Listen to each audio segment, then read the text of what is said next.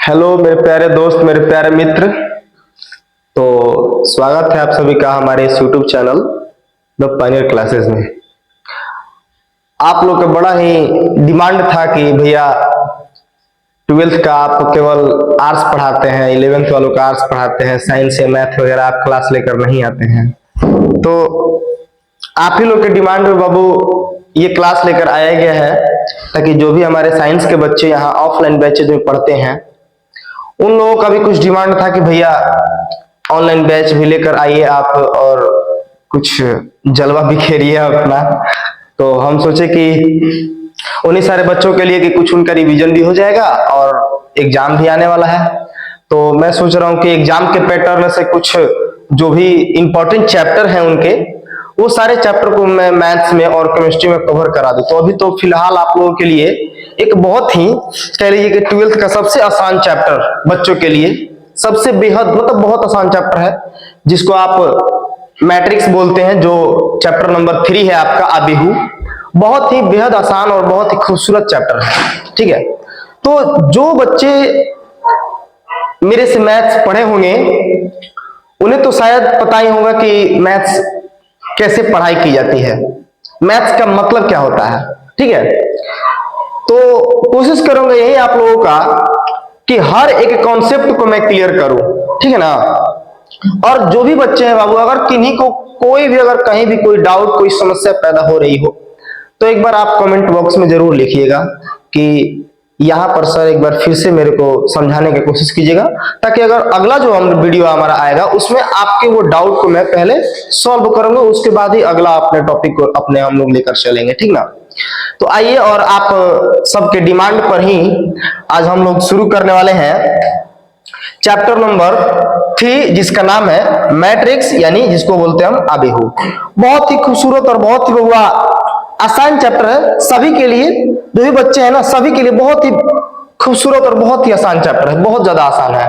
तो मैं सोच रहा हूं कि आप लोगों के लिए सबसे पहले एक आसान चैप्टर ही लेकर चलो, उसके बाद धीरे धीरे आपको उन ऊंचाइयों तक पहुंचाने का काम करूंगा मैं, ठीक है ना। तो आइए देखते हैं। सबसे पहली बात हुआ कि आप जानते हैं कि जो मैट्रिक्स होता है, जो आबिहू होता है, आखिर कहने का मतलब है कि मैट्रिक्स हमें पढ़ना क्यों है, आबिहू आखिर क्यों पढ़ना है कि नहीं। बहुत सारे बच्चे होंगे भाई कि आखिर इनका हमारे मैथ्स में यूज क्यों है, आबिहू का हमारे मैथ्स में यूज क्यों है। तो मैं आपको बता दूं कि आबिहू एक ऐसा चैप्टर है बुआ, केवल इसका यूज आपके मैथ्स में ही नहीं है, बल्कि इसका यूज आप ना अपने जो भी आपके जो भी ऑफिशियल वर्क हो गए, जैसे बैंकिंग सेक्टर हो गए, तो उसमें आप देखिएगा आदमी एमएस वर्ड या एक्सेल ये सारा काम करता है ना, वो सारा का सारा डाटा तैयार करता है, अपना आंकड़ा तैयार करते हैं, वो सारे के सारे डाटे ना इसी बेसिक यानी कि मैट्रिक्स के बेसिक पर ही तैयार किए जाते हैं। जो भी आपके जो डाटा तैयार किए जाते हैं कि भाई जैसे कोई बैंक का एम्प्लॉय है, अगर उसको अपने खाते बही का कोई अगर अच्छा से निवारण करना हो, उसका कोई एक लिस्ट जारी करना हो, बनाना हो कि भाई चलिए पहला महीना में कितना खपत हुआ, दूसरा महीना में कितना खपत हुआ, ये सारा कुछ, तो वो सारा डाटा जो तैयार होता है बाबू ना, वो सारा का सारा डाटा मतलब हमारे ये मैट्रिक्स की मदद से ही तैयार किया जाता है। तो आप शायद ये चीज को ना भूलें, क्योंकि जो आपका मैट्रिक्स है वो केवल मैथ्स में ही उपयोगी में आता है, ऐसा नहीं है। मैथ्स के साथ साथ बहुत सारी जगहों पर इसका उपयोग किया जाता है, हम अपने घर पे भी इसका उपयोग करते हैं। आपको बताएंगे, एक एक चीज को समझाएंगे कि इसका उपयोग हमारे दैनिक जीवन में भी है, हमारे मैथ्स में भी है, हर जगह इसका उपयोग है, ठीक है। तो आइए और एक एक चीज को हम बहुत समझते हुए चलते हैं। देखिए सबसे पहला चीज मैं आपको बता रहा हूं, थोड़ी सी बातों को समझिएगा, ठीक ना। देखिए बता रहा हूं, समझिए। जैसे सपोज कीजिए कि मान लीजिए कि कोई हम किसी के यहां से दूध वगैरह नहीं लेते हैं कि भाई चलिए मेरे यहाँ कोई बगल में अगल बगल कोई व्यक्ति है, उसके यहाँ से हमने दूध लिया। तो सपोज कीजिए कि आप दूध लेते हैं, तो अपने दूध में जैसे दूध लिया आपने, तो किसी किसी दिन ऐसा होता है कि वो भैया दूध नहीं दिया मेरे को, अब्सेंट कर दिया। तो अब्सेंट कर दिया, अनुपस्थित रहा, तो हम लोग क्या करते हैं भाई, क्या वो तो अपना अब्सेंट किया है, तो हो सकता है कि वो अपना वो सारा कुछ नहीं जोड़ता होगा, वो जो दूध देने वाला है वो सोच रहा होगा कि हम तो भाई डेली उसके यहाँ दूध पहुंचा रहा है, लेकिन मिसिंग बाय द वे कभी मिस्टेक से भूल जाता है आदमी कि चलिए हमने उसके यहाँ दूध पहुंचाया है, है, लेकिन हो सकता है क्या कि वो काउंट किया हो, लेकिन मेरे को तो याद है ना कि नहीं, मेरे यहाँ दूध तो पहुंचा ही नहीं है, और शायद वो मेरे पास पहुंचा दिया, उसको याद है। उसके लिए हम क्या करते हैं, तो भाई अब भैया आपको पता है, हम अपना अपना बही खाता बनाते हैं ना, हो बही खाता बनाते हैं कि चलिए हमारे यहाँ 1 तारीख को दूध आया था, 2 तारीख को आया था, 3 तारीख को आया था। उसके बाद अपना देख लेते हैं क्या कि 1 तारीख भैया कौन सा संडे को आया था, मंडे को आया था, इस तरह से। तो ये सारे हम लोग क्या करते थे, एक एक्सेल टाइप का एक पैटर्न तैयार करते हैं। तो ये सारा जो आप पैटर्न तैयार करते हैं, वो सारा का सारा पैटर्न हुआ, आप एक मैट्रिक्स यानी एकाबिहू की मदद से ही ये सारा तैयार करते हैं। ये जितना भी सारा आप पार्ट्स तैयार करते हैं, वो सारा का सारा किससे तैयार करते हैं, तो ये सारा का सारा चीज आप एक मैट्रिक की मदद से ही वो तैयार कर पाते हैं। ठीक है, तो देखिए एक एक चीज को हम आपको समझाने की कोशिश कर रहे हैं, और कृपया करके इसको समझिएगा एक बार। देखिए जैसे आपको बता रहे, देखिए जैसे हमारे दैनिक जीवन में एक एग्जांपल ले, तो सपोज कीजिए, मान लीजिए क्या, मान लीजिए बुआ कि एक कोई व्यक्ति है जिसका, जैसे कोई लड़का है जिसका नाम है बुआ राम, एक लड़का है जिसका नाम क्या है, राम। एक और लड़का ले लेते हैं जिसका नाम मान लीजिए कि मोहन है, एक और लड़का है जिसका नाम क्या है, तो जिसका नाम है मोहन। ठीक है, इन दोनों ने मिलकर क्या किया, तो मान लीजिए कि इन दोनों ने मिलकर कुछ किताबें खरीदी, भाई कुछ बुक्स खरीदे, कुछ किताब खरीदा इन्होंने, उसके बाद कुछ कलम भी खरीदे इन्होंने। भाई चलिए, अब जाहिर सी बात है, किताब खरीदेंगे तो कलम की भी जरूरत पड़ेगी, और जब कलम खरीदेंगे तो सपोज कीजिए कुछ कॉपी की भी जरूरत पड़ेगी, भाई है कि नहीं, है ना। तो बातों को थोड़ी सी समझते हैं, देखिएगा जैसे आपको मैं बता रहा हूं, देखिएगा समझिए एक एक चीज को। ठीक है, तो मान लीजिए कि राम मोहन दोनों मार्केट जाते हैं, और जब वो लोग मार्केट जा रहे हैं, तो मार्केट जाएंगे भाई, तो उन्हें जैसे पढ़ने वाले बच्चे हैं, तो उन्हें जाहिर से बात है किताब कॉपी कलम इन सब चीजों की जरूरत तो पड़ेगी। तो सपोज कीजिए कि राम ने 2 किताबें खरीद ली, उसके बाद उन्होंने 4 पेन खरीद लिया और 1 कॉपी खरीद लिया। ठीक है, उसके बाद मोहन की बात करें तो मोहन मान लीजिए कि 0 बुक्स खरीदे। मान लीजिए कि भाई इसके पास पहले से ऑलरेडी बुक होगा, इसलिए इसने कहा कि नहीं, मैं किताबें नहीं खरीदूंगा। कॉपी की बात करें भैया, तो मान लीजिए कि 8 को कॉपी खरीद लिया और 3 को क्या खरीद दिया, सॉरी कलम खरीद लिया 8 को और 3 को कॉपी खरीद लिया, इस तरह से।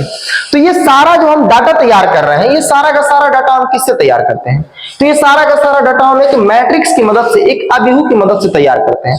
अगर मैं आपसे ये पूछ दूं, अगर मैं बउआ आपसे ये पूछ दूं कि बताइए कि मोहन ने कुल कितने कलमें खरीदी है, अगर मैं ये आपसे पूछूं कि मोहन ने कुल कितने कलमें खरीदी है, तो आप क्या कहिएगा। आप सबसे पहले, मतलब सबसे पहला जो आपका ध्यान जाएगा, वो सबसे पहला ध्यान जाएगा आपका मोहन की लाइन में। मैंने क्या कहा कि मोहन ने कुल कितनी कलमें खरीदी है, तो सबसे पहला जो आपका ध्यान जाएगा वो जाएगा मोहन की कतार में, मोहन की लाइन में। और जब जो दूसरी आपकी जो जाएगी ना लाइन, जो दूसरी आपका जो ध्यान जाएगा वो कलम के लाइन में आएगी भाई, कि पहला तो मोहन के लाइन में और दूसरा किसके लाइन में, कलम के लाइन में। कि भाई मोहन, देखते हैं कि मोहन ने क्या क्या भाई क्या क्या खरीदा है, तो 0 8 3 इस प्रकार का उसने कुछ आंकड़ा अपना आयोजित किया है, कुछ इकट्ठा किया है। लेकिन अब उन आंकड़ों में कौन सा आंकड़ा किस समूह का है, किस ग्रुप का है, ये भी तो जानना है ना। तो उसके लिए हम क्या करेंगे भाई, तो कलम का समूह, अगर कलम पूछे तो कलम के ग्रुप में आएंगे, कॉपी पूछे तो कॉपी के, किताब पूछे तो किताब के ग्रुप में हम आएंगे, और जब मोहन की बात करें तो भाई मोहन की लाइन में हम आते हैं कि नहीं। तो कहने का मतलब हुआ कि ये आप देख रहे हैं मोहन, अगर हमसे कोई पूछे कि मोहन ने कुल कितने कलमें खरीदी भाई, तो मोहन ने, तो कहने का मतलब कि मोहन की लाइन में जाएंगे, उसके बाद हम कलम की लाइन में आएंगे। तो देखेंगे कि मोहन ने यहाँ 8 कलमें खरीदी है। मोहन ने कितनी कलमें खरीदी है, 8 कलमें खरीदी है। तो क्या आप इसका उपयोग अपने दैनिक जीवन में नहीं करते हैं? सारे लोग करते हैं भाई। आप अपना जो टाइमिंग टेबल बनाते होंगे कि हमने संडे को क्या पढ़ने, मंडे को क्या पढ़ने, इस तरह से, तो वो सारा कुछ क्या है, वो सारा आप जो अपना डाटा तैयार करते हैं, टाइम टेबल तैयार करते हैं, वो सारा मैट्रिक्स ही है। वो सारा क्या है, वो सारा का सारा एक अभिहू ही है ना। उसके बाद अगर हम बात करें कि बताइए कि अगर हम बात करें कि राम ने कुल कितनी कॉपियां खरीदी है, तो सबसे पहला आपका ध्यान जानते हैं कहां जाएगा, सबसे पहला ध्यान जाएगा आपका राम के पास, कि राम की कतार कौन सी है, राम की लाइन कौन सी है, कि राम किस लाइन में खड़ा है। बात समझ रहे, राम किस लाइन में खड़ा है, तो राम भैया किस लाइन में खड़ा है, तो राम इस लाइन में खड़ा है।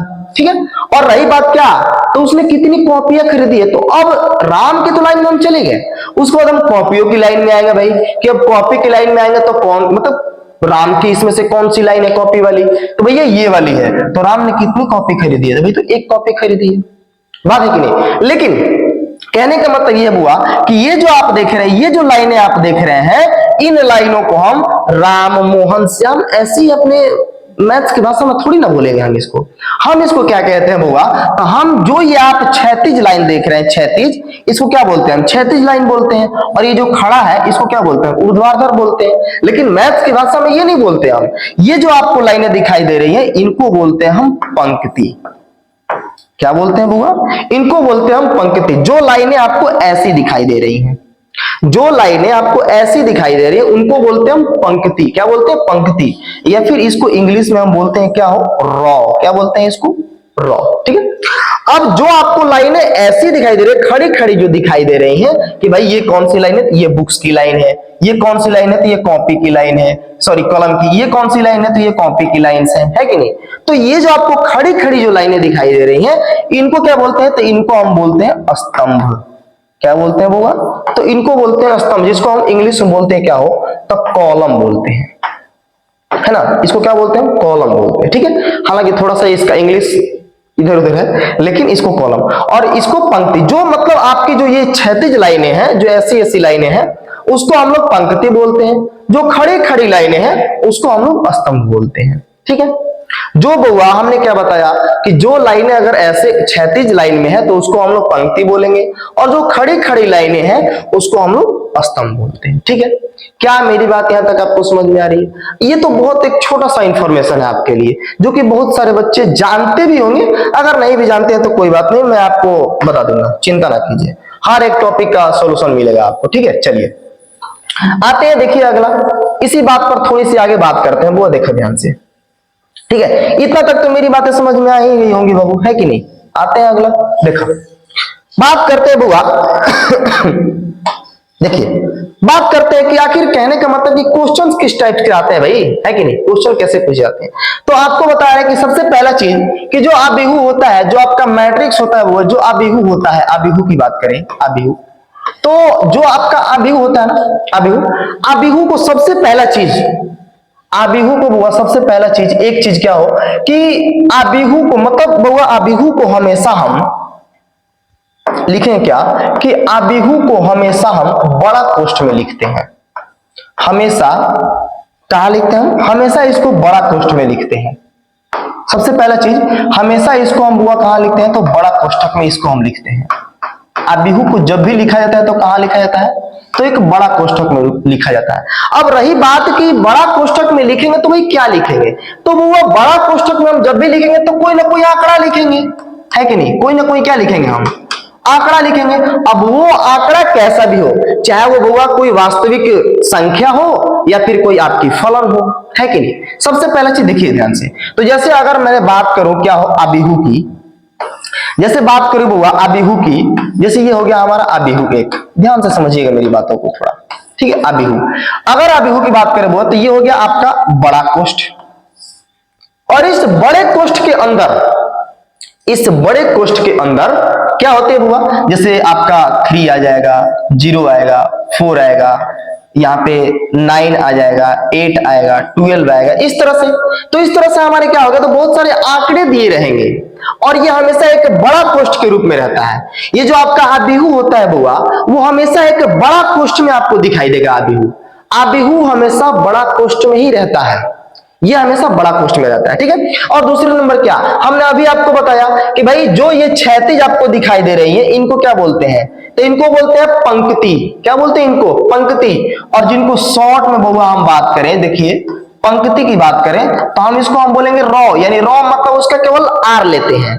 और अगर हम बात करें वो स्तंभ की, तो स्तंभ की बात करें तो उसको बोलते हैं कॉलम, इसलिए हम कॉलम ना लेके हम क्या, तो केवल इसका हम सी लिखते हैं, ठीक है।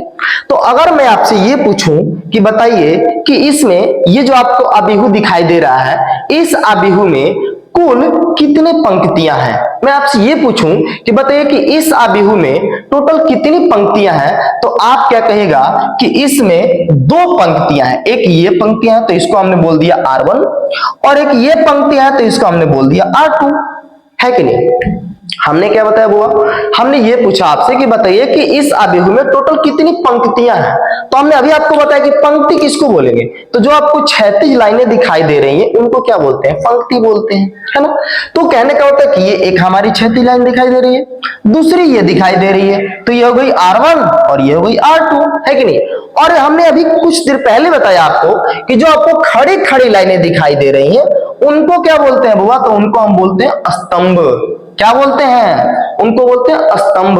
तो रही बात कि ये पहली स्तंभ, ये दूसरी स्तंभ और ये तीसरी स्तंभ, तो स्तंभ को कौन क्या से हम दर्शाते हैं भाई, तो स्तंभ को हम लिखते हैं C से। तो क्या ये पहली स्तंभ है तो इसको हम C1 लिख सकते हैं, क्या ये दूसरी स्तंभ है तो क्या इसको C2 लिख सकते हैं, क्या ये तीसरी स्तंभ है तो क्या हम इसको C3 लिख सकते हैं। बोलिए कि क्या मेरी बात यहां तक समझ में आ रही है, ठीक है। आपको यहां तक तो शायद मेरी बात समझ में आ गई होगी कि भैया पंक्ति किसको कहेंगे, स्तंभ किसको कहेंगे। यहां तक तो मेरे ख्याल से सभी बच्चों को ये बातें समझ में आ गई होगी कि भाई पंक्ति क्या होता है और स्तंभ क्या होता है। बात समझ रहे हैं कि पंक्ति किसको बोलेंगे, स्तंभ किसको बोलेंगे, ठीक है। ठीक है, अब बात करते हैं बुआ, ध्यान देखिए, ध्यान दीजिएगा थोड़ा, कि अब जरूरी नहीं है कि हमेशा पंक्तियां मतलब 2 ही रहेंगी, स्तंभ 3 ही रहेगा, ये कितना भी हो सकता है, ये कितना भी हो सकता है। और जरूरी नहीं है ना कि ये आपको जो वास्तविक संख्या यहां दी हुई है केवल वास्तविक संख्या ही आपको दी हुई रहेंगी, नहीं रे बाबा, ऐसा बात नहीं है। देखिए ध्यान से, अगर मैं दूसरे आबेहू की बात करूं बुआ, दूसरे आबेहू की बात करूं तो दूसरे आबेहू में जरूरी थोड़ी कि यही देगा भाई, आबेहू है वो कुछ भी दे सकता है, जरूरी थोड़ी कि हमारा वास्तविक संख्या ही रहेगा, कोई फलन भी आ सकता है भाई। जैसे फलन की बात करें तो जैसे sin x भी आ जाएगा हमारा, उसके बाद मान लीजिए कि √2 भी आ जाएगा, उसके बाद हमारा √x भी आ जाएगा, इस तरह से।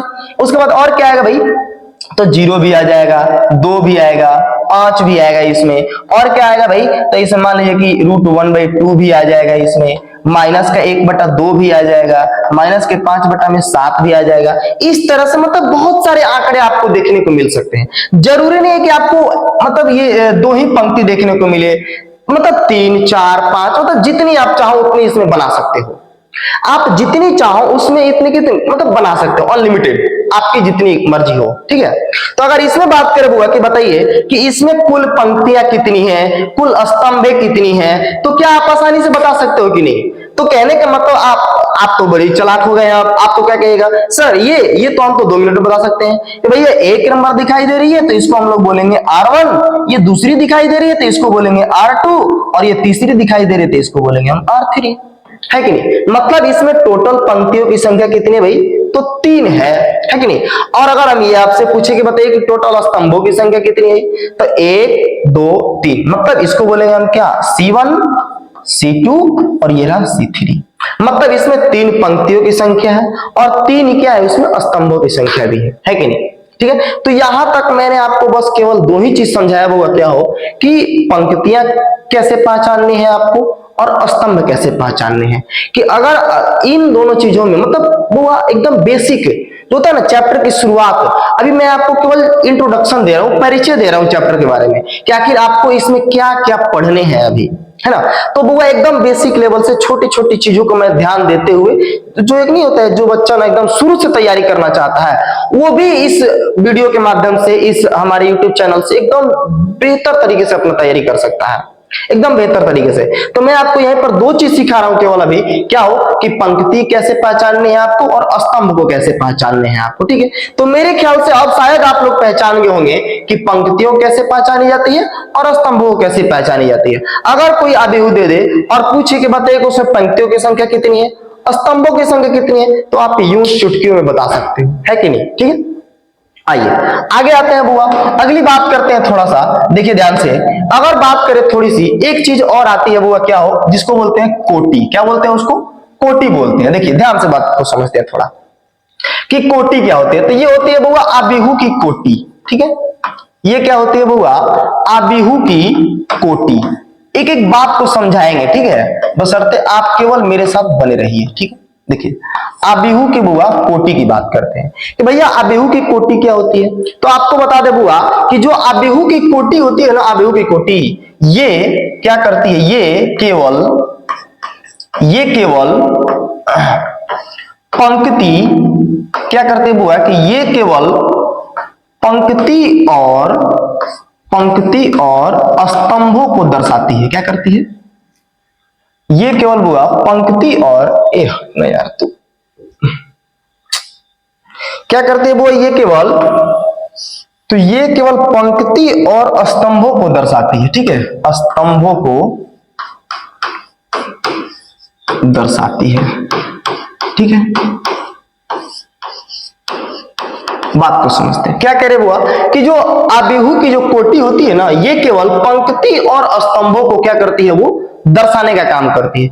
अभी मैं आपको बता रहा हुआ कि आबिहू की कोटि क्या होती है, 1 मिनट में आप समझ जाएंगे। ठीक है, बातों को थोड़ी सी ध्यान से देखिए। जैसे अगर कोई आबिहू हमने आपको दे दिया, यहाँ पे आबिहू, जैसे यहाँ पर आबिहू हमने दे दिया, क्या दिया आबिहू में भाई, तो हमने आबिहू में ये दे दिया कुछ 2 4 3 6 5 7 3 2 इस तरह से। ठीक है, इस तरह से हमने क्या किया कि आपको एक आबिहू दे दिया। ठीक है, तो अब हम आपसे ये पूछना चाहेंगे कि बताइए कि इस आबिहू में टोटल पंक्तियां कितनी हैं और टोटल स्तंभ कितने हैं। मैं आपसे ये पूछना चाहूंगा कि बताइए कि इस आबिहू में टोटल पंक्तियां कितनी हैं और टोटल स्तंभ कितने हैं। तो आप तो बढ़िया भाई चालाक हो गए हैं जी। क्या हो कि आप कहेगा सर ये रहा पहली पंक्ति और ये रही दूसरी पंक्ति, मतलब इसमें टोटल पंक्तियों की संख्या की बात करें तो 2 पंक्तियां हैं, है कि नहीं।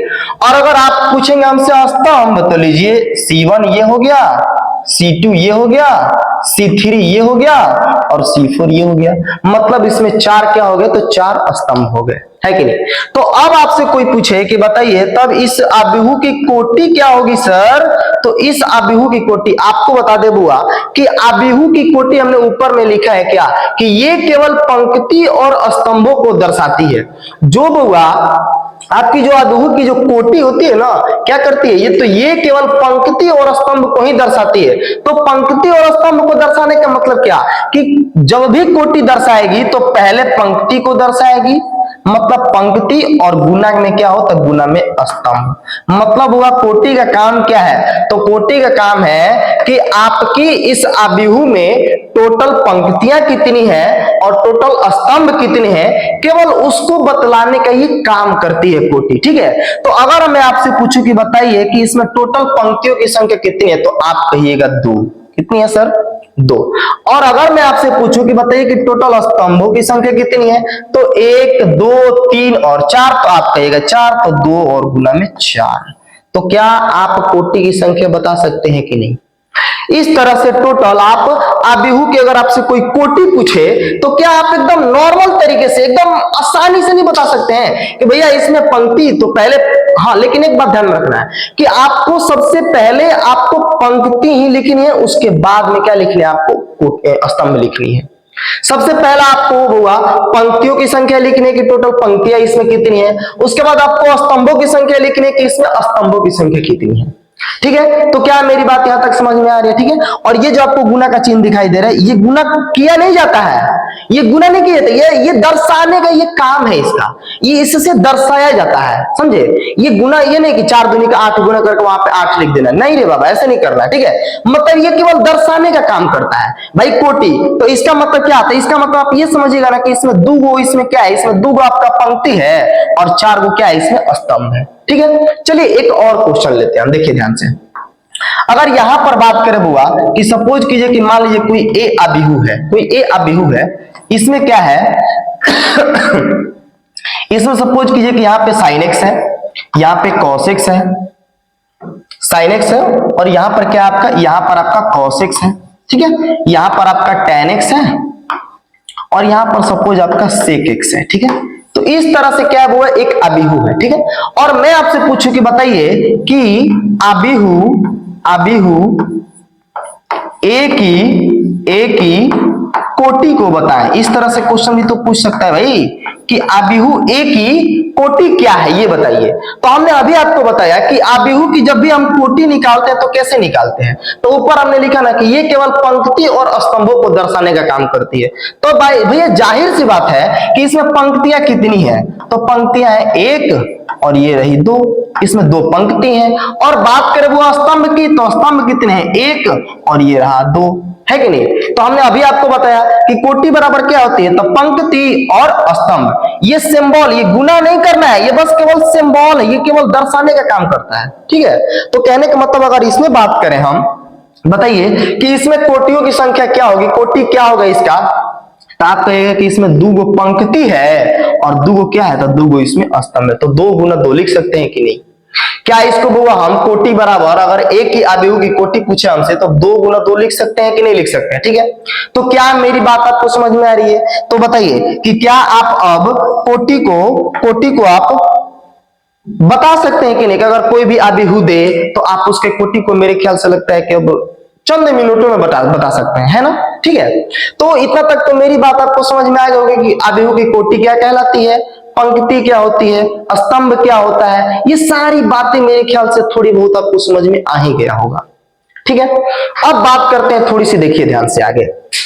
अब रही बात कि आखिर भाई इसको लिखते कैसे हैं, लिखते कैसे हैं? बात यह है कि लिखते कैसे हैं इसको, ठीक है। तो आपको बता दे वो, जैसे कोई ए आव्यूह दे दिया, ठीक है, और ए आव्यूह दे दिया और वहां पर कुछ इस तरह से ऐसे कर दिया, ठीक है। देखिएगा, जैसे यहां पर मान लीजिए कि 2 दे दिया, या x दे दिया, 5 दे दिया, या 2 दे दिया, फिर यहाँ 1/2 दे दिया, फिर यहाँ माइनस का 5/3 दे दिया, इस तरह से। और देखिए, अब कहने का मतलब है कि यहाँ पर तो आपसे कोटि पूछा जाएगा, वो बात अलग है, लेकिन लिखने का जो तरीका है, यहाँ पर ये इस तरह से अगर क्वेश्चन पूछे तो क्वेश्चन का आंसर तो हम इस तरह से देंगे। लेकिन अगर रही बात की अगर इसकी कोटि लिखी कहाँ जाती है भाई, तो इसकी कोटि यहाँ कॉर्नर में लिखा जाता है। कहाँ लिखा जाता है? यहाँ कोना में लिखा जाता है, कॉर्नर यानी कि कोने में लिखा जाता है इसका, ठीक है। तो बात करें बुआ कि जो ये ए आव्यूह आपको दिखाई दे रहा है, इसमें टोटल मतलब कितनी कोटियां हैं। अगर बात करें कि कितनी, कौन सी कोटि इसमें बन रही है, तो हमने अभी आपको बताया ना कि कोटि का मतलब क्या होता है भाई, तो कोटि का मतलब होता है केवल पंक्ति और स्तंभों को केवल दर्शाती है। तो इसमें पंक्तियों की बात करें तो कितनी पंक्ति है, तो 2 पंक्ति है ना। और स्तंभ की बात करें तो स्तंभ कितने हैं, 1, 2 और 3, तो 2 और गुना 3, ये टोटल लिख सकते हैं कि नहीं? बोलिए, क्या मेरी बात समझ में आ रही है? यानी ये इसको लिखने का तरीका, ये इसको दर्शाने का तरीका है। यहां पर आप अगर लिख देते हैं, यहां पर यदि आप लिख देते हैं, तो वहां पर एग्जामिनर समझ जाता है कि जो बच्चा है ना, वो 2 गुने 3 की कोटि का क्या किया, आव्यूह की रचना किया है। एग्जामिनर जो होगा, जो आपका कॉपी जांच करेगा, वो समझ जाता है क्या कि जो बच्चा है वो 2 गुने 3 की कोटि की क्या किया, उसने एक आव्यूह की रचना करी है, ठीक है। तो क्या हुआ, यहां तक मेरी बात आपको समझ में आ रही है कि कोटि क्या होती है भाई, पंक्ति क्या होती है, स्तंभ क्या होते हैं, आव्यूह क्या होते हैं, आव्यूह का हमारे जीवन में उपयोग क्या, ये सारी बातें, ठीक है। चलिए, इसी की तरह से हम आगे बढ़ते हैं और देखिए एक एक चीज को थोड़ा सा, ठीक है। आइए बात करते हैं वो, अब देखिए क्वेश्चन जो होता है, अब किस तरह से क्वेश्चन पूछे जाते हैं। अभी रही बात क्या होगी कोटि की, अब कोटि की मदद से हम क्या करते हैं, देखिए एक और चीज आप लोग नोट डाउन कीजिएगा, थोड़ा इसको अपने कॉपी में लिख लीजिएगा, ठीक है। देखिए क्या भाई लिखिएगा ये चीज कि कोटि के मदद से क्या होता है भाई, कोटि, या फिर लिखिए कोटियों, कोटियों के मदद से ही, कोटियों के मदद से ही आव्यूह के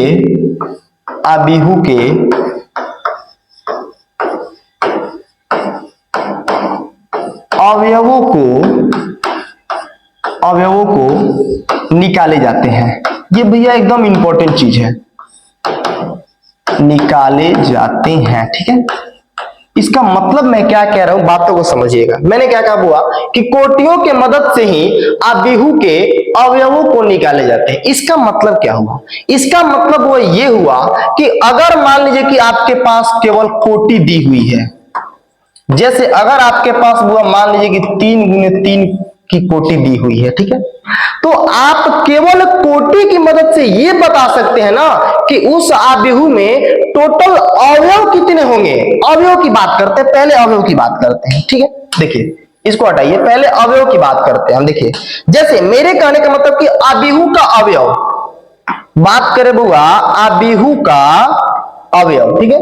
तो ये जैसे कि हो गया आबिहू, ठीक है, ये हो गया 2 4 6 8, इस तरह से हो गया ना। तो कहने का मतलब ये तो हो गया एक पूरा सिस्टम है हमारा आबिहू का, ठीक है। और इस आबिहू के अंदर आपको जितने भी सारे ये 2 4 6 8 दिखाई दे रहे हैं, ये सारे के सारे क्या है बुआ, तो ये सारे के सारे ना आबिहू के अवयव कहलाते हैं। ये सारे के सारे जो आपको ये दिखाई दे रहा है, 2 दिखाई दे रहा है, 4 दिखाई दे रहा है, 6 दिखाई दे रहा है, 8 दिखाई दे रहा है, ये सारे के सारे क्या है, तो ये सारे बुआ उस आबिहू के एलिमेंट्स हैं, उस आबिहू के घर के मतलब सदस्य हैं कह लीजिए। क्या है ये, तो ये 2 क्या है, तो ये आबिहू के घर का है, मतलब उसका अवयव है, उसका क्या, उसका सदस्य है ये, है कि नहीं। तो कहने का मतलब वो ये है कि अब रही बात क्या हो कि आबिहू के मतलब कोई भी रैंडम आबिहू दे दिया, रैंडमली कोई भी आबिहू दे दिया, और अगर आपसे पूछे कि बताइए कि कोई आबिहू जैसे कोई ए आबिहू है, उसकी कोटियां 3 गुने 3 की है, तो बताइए कि उसमें कुल कितने अवयव होंगे। तो वो जैसे कहने का मतलब ये है कि अगर इसकी कोटि की बात करें तो 2 गुना 2 क्या, तो इसमें 2 गो पंक्ति है और 2 गो स्तंभ है। तब वो यदि हम मान लीजिए कि केवल पंक्तियों के सॉरी केवल कोटियों के हम गुना कर दे, स्तंभ और पंक्तियों के अवयव का गुना कर दें, तो क्या इसके टोटल अवयव का मान नहीं निकल जाएगा। बताइए, अगर मैं बात करूं ये है, तो ये क्या है, ये हमारी कोटि है, क्या है ये क्या है, तो ये कोटि है ना, ये 2 गुने 2 क्या आपको क्या दिखाई दे रही है, कोटि।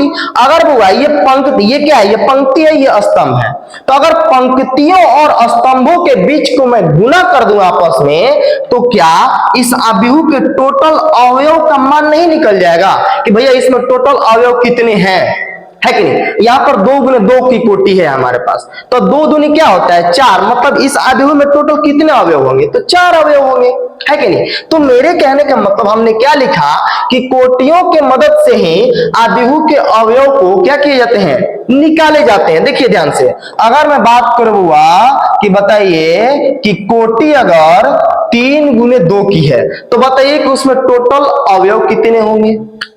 क्या कहा गया क्वेश्चन आपसे ये कहा गया कि बताइए कि अगर कोई कोटि कितने की है, अगर कोई कोटि बुआ 3 गुने 2 की है, अगर कोई कोटि 3 गुने 2 की है, तो बताइए कि उस आबिहू में अवयवों की संख्या कितनी होगी। तो भैया इसको क्या बोलते हैं, इसको बोलते हैं पंक्ति, और इसको क्या बोलते हैं, तो इसको बोलते हैं हम स्तंभ, है ना। और इन दोनों का अगर हम मल्टीप्लाई कर दें, मल्टीपल कर दें, मतलब इन दोनों के आंकड़ा को अगर हम गुना कर दें, तो टोटल निकल के आएगा 6, मतलब उस आबिहू में टोटल अवयवों की संख्या कितनी होगी, तो 6 होगी। टोटल अवयवों की संख्या कितनी होगी बुआ, तो वो होगी 6। बोलिए क्या मेरी बात यहां तक समझ में आ रही है। देखिए ध्यान से, और रही बात बुआ क्या हो कि अगर मैं बात करूं कि 3 गुने 2 कोटि की अगर हमें आबिहू का निर्माण करना हो, रचना करना हो, तो उसका रचना हम कैसे करेंगे। तो ये पहले ही कह रहा है क्या कि उसमें 3 गो स्तंभ होने, सॉरी 3 गो पंक्ति होने चाहिए और 2 गो क्या होने चाहिए, स्तंभ होने चाहिए। तो अगर मैं बात करूं कि अगर मतलब कैसे आखिर उसका तैयार किया जाएगा, तो मान लीजिए कोई बी आबिहू है, ठीक है।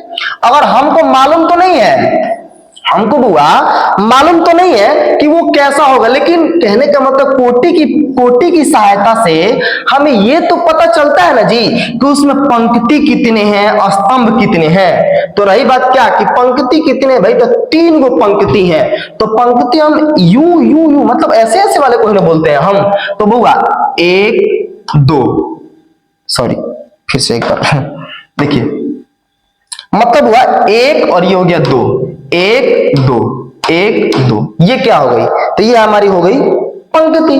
3 गो क्या होनी चाहिए, 3 गो पंक्ति, हमने 3 गो पंक्ति बना दिया, 1 2 3, ठीक है। और 2 गो क्या होने चाहिए, स्तंभ, तो एक ये स्तंभ हो गया, एक ये स्तंभ हो गया। मतलब इस प्रकार के आबिहू का क्या होगा, अगर 3 गुने 2 कोटि की अगर रचना दी हुई होगी, तो मतलब इस प्रकार का आबिहू हमारा बनकर तैयार होगा कि नहीं। अगर मान लीजिए कि 3 गुने 2 कोटि की आबिहू दी हुई है, तो मतलब इस प्रकार का हमारा क्या होगा, आबिहू तैयार होगा, मतलब उसका रचना तैयार होगा इस प्रकार का, है कि नहीं। तो अगर बात करें बुआ कि अगर सपोज कीजिए कि मान लीजिए कोई आबिहू है यहाँ पर बी, और उसमें कोई बोल रहा है क्या कि ये 0 है, ये 2 है, ये 4 है, ये -7 है, तो अगर मैं बात करूं कि बताइए कि इस अवयव का आप नाम क्या बताइएगा, इस अवयव का अगर मैं पूछूं कि बताइए कि इस अवयव का आप नाम क्या बताइएगा, तो आप यही ना कहिएगा सर, क्या कहिएगा, यही ना कहिएगा कि भाई पहला पंक्ति है, भाई दूसरा पंक्ति है ना, मतलब क्या है। तो अगर बात करें तो ये पहला पंक्ति R1 है, ये दूसरा पंक्ति R2 है, ये पहली कॉलम, सॉरी हाँ, ये पहली कॉलम और ये हो गई हमारी दूसरी कॉलम, है ना, मतलब ये पहली स्तंभ हो गई और ये दूसरी स्तंभ हो गई। तो अगर मैं इसकी बात करूं बुआ, किसकी, इस अवयव की बात करूं, तो आप क्या कहिएगा कि सर ये जो आपको अवयव दिखाई दे रही है ना, ये अवयव किसकी है, तो ये अवयव आबिहू बी के दूसरे पंक्ति की दूसरे स्तंभ की क्या है, अवयव है। यही ना कहिएगा जी, क्या कहिएगा कि ये जो आपको अवयव दिखाई दे रहा है ये आबिहू बी के क्या है, तो दूसरी पंक्ति और ये दूसरा स्तंभ, ये पहला स्तंभ, ये दूसरा स्तंभ, ये पहली पंक्ति, ये दूसरी पंक्ति, तो दूसरी पंक्ति के मतलब क्या, ये दूसरी पंक्ति हो गई, तो दूसरी पंक्ति के दूसरे स्तंभ का क्या है, ये तो अवयव है। यही ना कहिएगा। अगर मैं 0 की बात करूं, क्या करूं, अगर मैं इस 0 की बात करूं बुआ, ये कौन सा अवयव, तो आप क्या कहेगा, ये पहली पंक्ति है और ये पहला स्तंभ है, मतलब क्या, ये पहली पंक्ति और पहला स्तंभ, मतलब हुआ कि इस पोजीशन, इस स्थान की बात करें तो आप उस स्थान का क्या नाम रखिएगा, यही ना रखिएगा। तो अगर यहां की बात करें, यहां की बात करें तो उसका आप क्या नाम रखेगा, तो भैया ये कौन सी पंक्ति है, तो ये पहली पंक्ति है। अगर बात करें ये कौन सी पंक्ति है, तो ये दूसरी पंक्ति है। ये कौन सी पंक्ति है, तो ये तीसरी पंक्ति है ना। और इसकी बात करूं तो ये पहला स्तंभ हो गया, ये दूसरा स्तंभ हो गया, इस तरह से, है ना। तो कहने का मतलब हुआ कि अगर इसकी बात करूं, मैं इस अवयव की बात करूं, इसकी बात करूं, तो आप क्या कहिएगा, ये पहली पंक्ति है और ये पहला स्तंभ है। ये नहीं कहेगा कि ये पहली पंक्ति है, ये पहला स्तंभ है, ये पहली पंक्ति है, ये दूसरा स्तंभ है ना। तो कहने का मतलब हुआ, देखिए ध्यान से, कि अगर मान लीजिए कोई यहां पर ए हो गया, ए क्या हो गया, ए, तो ए में क्या है भाई, तो पहली पंक्ति हो गई और पहला स्तंभ हो गया। ए क्या है, तो ए उसके अवयव को दर्शाता है, क्या करता है, ये जो स्मॉल ए आपको दिखाई दे रहा है, इसके अवयव को दर्शाता है। ये हो गया अवयव, और अवयव कौन सा भाई, कौन सा अवयव, तो अवयव रहा आपके पहली पंक्ति का और पहला स्तंभ का, ठीक है। ये जो आपको पहला दिखाई दे रहा है, ये पहला क्या बताएगा, पंक्ति बताएगा, और ये दूसरा जो दिखाई दे रही है आपको स्तंभ बताएगा। अगर इसकी बात करें तो यहां पर तो ए लिखेंगे ही, लेकिन क्या लिखेंगे वहां पे, तो पहली पंक्ति तो भैया 1, पहली पंक्ति हो गई, और दूसरा स्तंभ चल रहा है, तो यहां पे क्या लिखेंगे 2, पहली पंक्ति दूसरा स्तंभ। बात समझ आ रही है। अगर मैं इसकी बात करूं बुआ, एक सेकंड, अगर मैं इसकी बात करूं, इसकी बात करूं तो ये कौन सी पंक्ति, ये दूसरी पंक्ति है ना। तो दूसरी पंक्ति वो तो यहां पर लिखेंगे ए, और दूसरी पंक्ति है तो 2, और कौन सा स्तंभ है, पहला। यानी अगर इस अवयव का हम नामकरण करें, इस अवयव का अगर हम नाम देना चाहे बुआ, तो क्या नाम देंगे हो, तो दूसरी पंक्ति और पहला स्तंभ। तो ये हो गया ए, ये दूसरी पंक्ति हो गई, ये पहला स्तंभ हो गया, ठीक है। अगर इसकी बात करूं तो ए और क्या हो, तो दूसरी पंक्ति और ये दूसरा स्तंभ। तो बोलिए कि क्या मेरी बात यहां तक समझ में आ रही है। अगर इसकी बात करूं बुआ तो क्या है, ये तो ये तीसरी पंक्ति है तो तीसरी पंक्ति, और पहला स्तंभ है तो पहला स्तंभ, ठीक है। अगर इसकी बात करूं बुआ तो ये क्या है, तो ये तीसरी पंक्ति और ये दूसरा स्तंभ, तो ये दूसरा स्तंभ, ठीक है। तो क्या मेरी बात समझ में आ रही है यहां तक, बोलिए क्या यहां तक बुआ मेरी बात समझ में आ रही है कि आप किसी भी आबिहू के किसी भी अवयव का पोजीशन यानी स्थिति, उसका स्थान कैसे आप बताएंगे, उसके स्थान आप इस तरह से बताएंगे। कैसे बताएंगे, इस तरह से बताएंगे, ठीक है, इस तरह से आप बताएंगे। अब बता रहे हम, थोड़ा सा मेरी बात को समझिएगा। इसको बोलते हैं वो हम जानते हैं क्या, इसको बोलते हैं हम इस तरह से ए आई जे। क्या बोलते हैं इसको, ए आई जे, जिसमें वो जो ये ए होता है, ये जो आई जे आपको दिखाई दे रही है, जो आई आपको दिखाई दे रहा है, ये पंक्ति को बताएगा, और ये जो आपको जे दिखाई दे रहा है बुआ, ये आपको स्तंभ को बताएगा। क्या करेगा, ये आपको जो आई दिखाई दे रहा है वो पंक्ति को बताएगा कि इसमें कौन सी पंक्ति चल रही है, मतलब ये पहली वाली कौन सी है, ये आपकी पंक्ति है, और जो दूसरी वाली है उसमें वो क्या है, तो वो स्तंभ है। तो आई आपकी पंक्ति है और जे आपका क्या है, स्तंभ है, ठीक है। क्या बुआ यहाँ तक आपको मेरी बात समझ में आ रही है? तो बताइए, बोलिए कि क्या किसी को कोई दिक्कत है यहाँ तक? बोलिए। ठीक है, ठीक है बुआ। तो मतलब आपको अगर कोई कोटि दे दे और कोटि के मदद से बोले कि उस आबिहू की रचना कीजिए, तो उस आबिहू की रचना आप इस तरह से संरचना बना सकते हैं। ठीक है, यहां तक क्या मेरी बात आपको समझ में आ रही है? बताइए। ठीक।